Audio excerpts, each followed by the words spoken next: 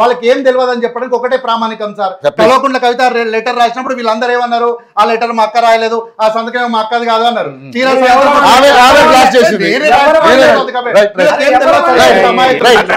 Final చెప్పండి నిజంగా. అంటే ఇప్పుడు యాక్చువల్గా ఏంటంటే నిజంగానే డబుల్ ఇంజన్ సర్కారు నిజంగానే వాళ్ళంటే ఇప్పుడు సార్ అన్నట్టుగా కానీ కోటేశ్వర గారు అన్నట్టుగా కానీ వీళ్ళు అన్నట్టుగా ఏంటి డబుల్ ఇంజన్ సర్కార్ వల్ల ఎవరికి ఉపయోగం జరిగింది?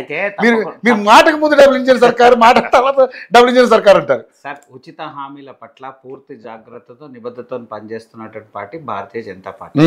అతిపెద్ద జనాభా ఉన్నటువంటి యూపీ రాష్ట్రంలో, అతిపెద్ద జనాభా ఉన్నటువంటి యూపీ రాష్ట్రంలో మేము అక్కడ 1000 రూపాయలు వృద్ధాప్య పెన్షన్ ఇస్తున్నాం. అంటే చాలా తక్కువనే కదా. ఇక్కడ 4000 3000 అక్కడ ఇక్కడ అని కాదు. అక్కడ ఉన్నట్టు దాంట్లో గ్రామీణ ప్రాంతాల్లో 46,080 రూపాయలు ఉన్నటువంటి ఎవరికైతే వాళ్ళ బిలో పావర్టీ లెవెల్ వాళ్ళ ఆర్థిక పరిస్థితి 46,000 రూపాయలు సంపాదన లోపల ఉన్నటువంటి కుటుంబాలకు ఎరా గ్రామీణ ప్రాంతాల్లో, పట్టణ ప్రాంతాల్లో 56,460 రూపాయలు ఉన్నటువంటి కుటుంబాలకు 1000 రూపాయలు వృద్ధాప్య పెన్షన్ 56 లక్షల మందికి విడతల వారిగా ఇస్తున్నటువంటి ప్రభుత్వం యూపీ. అతిపెద్ద రాష్ట్రం సార్ యూపీ. ఉచిత పథకాలకి చాలా వెళ్ళలేదు. అయితే ఈ ఉచిత పథకాల మీద అసలు ఇయ్యదు భారతీయ జనతా పార్టీ అనేటువంటి అంశం మొదటి నుంచి మేము మాట్లాడినప్పుడు కొంతమంది మాట్లాడారు. ఢిల్లీలో ప్రకటించారు కదా ఉచిత విద్యుత్ కానీ విద్య కానీ, దాని మీద మాట్లాడితే ఢిల్లీలో ఉన్నటువంటి పర్సెంటేజ్ బిలో పావర్టీ లెవెల్, అక్కడ ఉన్నటువంటి పేదరికం కానీ అక్కడ ఉన్నటువంటి ఏదైతే బిలో పావర్టీ లెవెల్ 17% సార్. ఆ 17% బ్యారేజ్ చేసుకొని అక్కడ ఉన్నటువంటి పరిస్థితులు చూసుకొని, ఆ రాష్ట్రం ఉన్నటువంటి పరిస్థితులు చూసుకొని ఉచిత పథకాలు ఏ స్థాయిలో ఆడ అమలయ్యగలుగుతుంది, ఆడ కూడా పూర్తిగా ఆర్థిక వనరులు చూసుకొని మాత్రమే ప్రకటించినాం. ఎక్కడ ఇది లేదు. ఇది ఈ రాష్ట్రాల పరిస్థితికి వచ్చే వరకు పూర్తి విడ్డూరంగా ఉంది. ఆంధ్రప్రదేశ్ రాష్ట్రం కానీ తెలంగాణ రాష్ట్రం కానీ ఉన్నటువంటి పరిస్థితులు పూర్తి విరుద్ధంగా ఉంది. ఉన్నప్పుడు ఏ పథకాలకు ఎంతవరకు ఇచ్చేయాలో అంతవరకే చెల్తారు. కార్తిక్ గారు మాట్లాడుతూ మేము అంత ఇచ్చేసినాం. 83,000 ఆ డబల్ బెడ్రూమ్ ఇల్లు 83,000 ఇచ్చారు. అది ఈ ప్రభుత్వం ఇచ్చింది, ఆ ప్రభుత్వం ఇప్పటి వరకు ఇచ్చిన దాకా నేను చెప్తా ఉన్నా. నేను చెప్తాను సార్, అది కూడా చెప్తా. నేను ఆర్టీఏ ద్వారా తీసుకొచ్చిన ఇన్ఫర్మేషన్ కావాలంటే వీళ్ళకి 83 మళ్ళీ 2 లక్షలు కట్టినామన్నారు, 4 లక్షలు కట్టినా ఇంకెందుకు ఇవ్వలేదో మాకు కూడా తెలియదు. ఎవరికి ఇవ్వలేదు. ఇంకా నేను ఏమంటున్నా చెప్పనా, దాని మీద మాట్లాడితే కోర్టుకు పోయిన దాఖలాలు కొన్ని ప్రాంతాలలో కోర్టుకు పోయారు. మళ్ళీ ఎందుకు పోయారు ఏం సంగతి ఎవరు అసలు ఇచ్చింది మాత్రం 23,000 మాత్రమే డబల్ బెడ్రూమ్ లో అప్పచెప్పారు. వీళ్ళు నియోజకవర్గానికి 2,000 చొప్పున ఎన్ని 2,000 నియోజకవర్గానికి నేను చెప్పింది మొత్తం వినండి సార్. తర్వాత మీరు చెప్పండి మీరు పైలట్ ప్రాజెక్టా ఇంకో ప్రాజెక్టా నేను చెప్తా కదా, అది కూడా నా దగ్గర ఉందని చెప్తా. అరే నేను చెప్పిన తర్వాత మీరు చెప్పండి, దాని తర్వాత చెబుతాంటలేను కదా. వీళ్ళు పైలట్ ప్రాజెక్ట్ అన్నారా పర్మనెంట్ ప్రాజెక్ట్ అన్నారా పక్కన పెడదాము. 2,500 అన్నారు కానీ 2,000 ఇచ్చిర్రు. 2,000 చొప్పున 52 నియోజకవర్గాలకే పాయింట్ 52 నియోజకవర్గాలకు మాత్రమే 1,00,000 రూపాయలు ఇచ్చి చేయి దులుపుకున్నారు. రెండో విడత ఇంకా ఎందుకు ఇవ్వలేదంటే దాని ఒక విధానం ఉంటది, ఆ విధానానికి ఇస్తామంటారు. సరే నిధులు ప్రభుత్వం ఇస్తుందా, ప్రభుత్వం నిధులు ఉన్నాయి ఇస్తారా, లేకుంటే అయినానికి ఇస్తారా, ఫోటోలు పెట్టడానికి ఇస్తారా? అరే నా దగ్గర ఉన్న ఆధారాలు చెప్తున్నా, మీ దగ్గర ఇంకెవరుంటే చెప్పండి, మేము కూడా యాక్సెప్ట్ చేస్తాం. దాని ఏం కాదంటలేదు కదా. నేనేమంటున్నా 52 నియోజకవర్గాలనే వాళ్ళు ఇచ్చినటువంటి నియోజకవర్గాన్ని 2,000 మాత్రమే ఇచ్చారు. 119 నియోజకవర్గాలు కేవలం 52 నియోజకవర్గాలనే. అది కూడా ఏ నియోజకవర్గాలని వాళ్ళు డిసైడ్ చేశారు. కొన్ని నియోజకవర్గాలలో అసలు ఆ ప్రాజెక్ట్ లేదు. ఉదాహరణకు చెప్పుకుందాం, వీళ్ళు ఇచ్చారండి. అరే నేను చెప్తాను, నేను చెప్పిన తర్వాత మీరు చెప్పండి, నేను వింటా కదా. సార్ వీళ్ళు ఏమన్నారు, ఇంద్రమ్మ ఇల్లు అంటే అర్థమైంది మీకు స్థలం ఉండాలి, మీకు మీరు ఎలిజిబిలిటీ ఉన్నా మీకు స్థలం ఉండాలి కదా. మీకు స్థలం లేకుంటే ఎట్లా? నీకు పైసలు ఇస్తాను 5 లక్షలు ఏడా కడతావు? బిల్డింగ్ మీద బిల్డింగ్ నీకు జాగనే లేదు కదా, నీకు స్థలం ఉండాలి. అరే నేను మొత్తం చెప్పింది నేను చెప్పినాక మీరు చెప్పండి. నేనేమంటున్నా ఆ స్థాయిలో పూర్తి స్థాయిలో అది అమలు కాలేదు కానీ వీళ్ళు చెప్పుకుంటున్నారు. మేమేమంటున్నాం, సరే ఏదైనా ఉండని ఇలా 52 నియోజకవర్గాలు ఇచ్చింది, రేపు ముందే ఇవ్వండి, రేపు గ్రామ పంచాయతీ ఎన్నికలు ఇవ్వండి, పూర్తి స్థాయి ఏం చేయాలనుకుంటే తెలిసిపోతుంది కదా.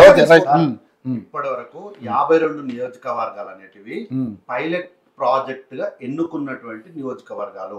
ఆ నియోజకవర్గ తాలూకు డబ్బులు ఇస్తే ఇక్కడ మన నోటలోనే పైసలు ఇచ్చినాం దానికి నోటలో పైసలు ఇస్తే అవి గుమ్మాలు లెంటలు అవును బేస్మెంట్ ఇస్తే లక్ష రూపాయలు ఇచ్చినాము. రవి గారు నేను ఏం చెప్తా చెప్పారా చెప్పాడు సార్ సగం చెప్తున్నారు అరే మిత్రమా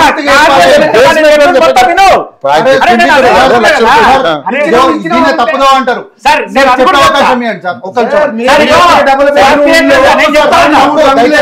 ఇది ఇది ఇంద్రమ ఇండ్లని వాళ్ళు ఇస్తున్నారు మేము కట్టిన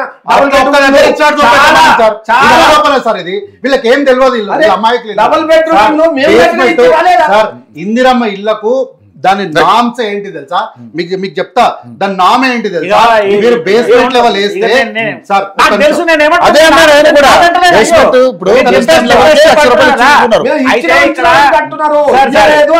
ఇప్పుడు సమస్య ఎక్కడ వస్తుందో నేను చెప్తా అది కూడా కావాలంటే ఫీల్డ్ మీద మనం పోదాం నామే ఇస్తున్నా మీకు నాకు తెలుసు కదా నేను దాన్ని చదివా కదా మీరు ఏమంటున్నారు లక్ష రూపాయలు ఇచ్చి చేతులు దులుపుకున్నారు అంటున్నారు లక్ష రూపాయలు ఇచ్చి చేతులు దులుపుకోలేదు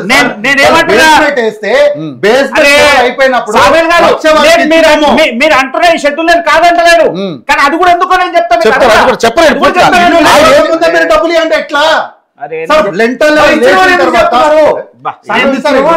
నేనేమంటున్నా మీరు ముగ్గురు వస్తుంది క్లారిటీ చెప్పండి సార్ ఇప్పుడు మీరు ఏదైతే విధానాల పట్ల మీరు ఇట్లా ఇస్తారో మీరు పెట్టుకున్నటువంటి ఫార్మాట్ లో లక్ష రూపాయలు ఇట్లా ఇస్తాం లక్ష రూపాయలు ఇది ఇస్తాం అనేటువంటి విధానం మీరు పెట్టారు చాలా సంతోషం దాన్ని యాక్సెప్ట్ చేస్తాము దాని ప్రకారంగా జరగనియాలి అవినీతి జరగొద్దు అనేటువంటి అంశం మీద ఇచ్చారు కట్టింది జరగాలంటాం కానీ ఇక్కడ ఉన్నటువంటి పరిస్థితులు ఏంటంటే తెలుసా వాళ్ళు కట్టిన రెండోసారి కోసం పోతే నిధులు లేవని ఆపేశారు నిధులు లేవని రెండో చెక్కులు ఇంకా రావట్లేదు ఎందుకు రావట్లేదు అనే దాని మీద మీరు నేను మనం ఇద్దరం కలిసి స్థానిక ఏ జిల్లా కలెక్టర్కి వెళ్దామంటే వెళ్దాము జిల్లా కలెక్టర్ల పూర్తి వివరాలు ఉన్నాయి కావాలంటే కనుక్కుందాము దానికి కూడా చెప్తా అయితే కొంతమంది ఎవరైతే లబ్ధిదారులు ఉన్నారో వాళ్ళు ఏమంటారు ఇయ్యాలి కాకుండా రేపు వస్తాయి కాబట్టి వాళ్ళు కట్టుకుంటున్నారు వచ్చినారు ఏముందంటే అరే మొత్తం ఇది అయిపోయిన తర్వాత ఒకటేసారి ఫోటో తీసుకొని మొత్తం చేసుకున్నాడు ఒకటేసారి ఇస్తామనేటువంటి వాదన ఉంటే కూడా ఆపి నీళ్ళు ఎవడు ఆపుతలేడు సార్ కట్టుకుంటూ పోతారు అన్ని చోట్ల నిధులు రాక ఒక్కో చోట ఒక్కో ఉన్నటువంటి పరిస్థితులు ఉన్నాయి ఒక్కో గ్రామంలో ఒక రకమైనటువంటి వాదన ఉంది ఒక్కో మండలంలో ఒక పరిస్థితులు ఒక్కో జిల్లాలో ఒక్కో పరిస్థితులు ఉన్నాయి అవన్నీ చూసుకుంటున్నటువంటి ఉన్నాను కాబట్టి నేను చెప్తా ఉన్నా మళ్ళీ ఇంకో విషయం చెప్తా దీని విషయం మీద నేను కంపల్సరీ సర్వే చేయాలనేటువంటి ఆలోచనతో నేను ఒక విషయం ఒక గ్రామానికి పోయినా ఆ గ్రామానికి పోయిన తర్వాత రంగారెడ్డి జిల్లాలో ఉన్నటువంటి ఇక్కడ ఇబ్రాహీంపట్నంకి పారిదలో ఉన్నటువంటి ఒక గ్రామానికి వెళ్తే అబ్దుల్లాపూర్ మెట్టుకు దగ్గర ఉన్నటువంటి ఒక గ్రామం ఆ గ్రామంకి వెళ్తే 15 సంవత్సరాల కింద వీళ్ళ కాంగ్రెస్ హయాంలోనే 15 సంవత్సరాల కింద కట్టినటువంటి రాజు గృహ కల్ప ఇండ్లని ఇంకా అవి ఎవరికి హ్యాండ్ ఓవర్ చేయలేదు ఇంకా చాలా ఇంకా ఉన్నాయి హ్యాండ్ ఓవర్ చేయలేదు సార్ ఎవరు పాపం నేను ఏమంటున్నా మీరు ఇవ్వాలి అసలు 18 నెలలు ఇల్లు ఇవ్వచ్చు కదా ఇంకా ఇవ్వాలి సార్ వాళ్ళంటే ఇవ్వలేదు మీ హయాంలో అది ఇవ్వకపోగా మీరు కట్టిన ఇవ్వకపోగా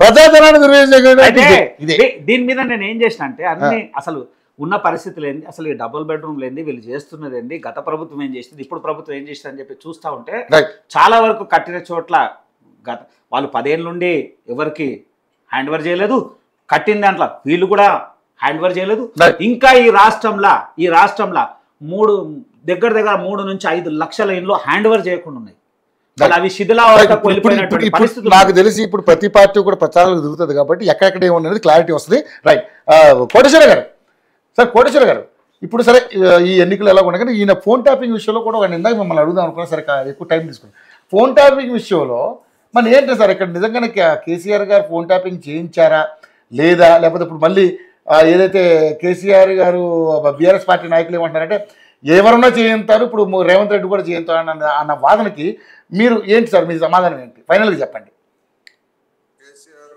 ముఖ్యమంత్రి అయినా లేకపోతే ఇంకొకళ్ళు అయినా అనధికారికంగా ఫలానా వాళ్ళకు చేయండి ఫలానా ప్రత్యర్థులు అని చెప్పేసి అధికారులకు చెప్తారు దానికేమో రాతపూర్వకంగా ఎక్కడ ఉండదు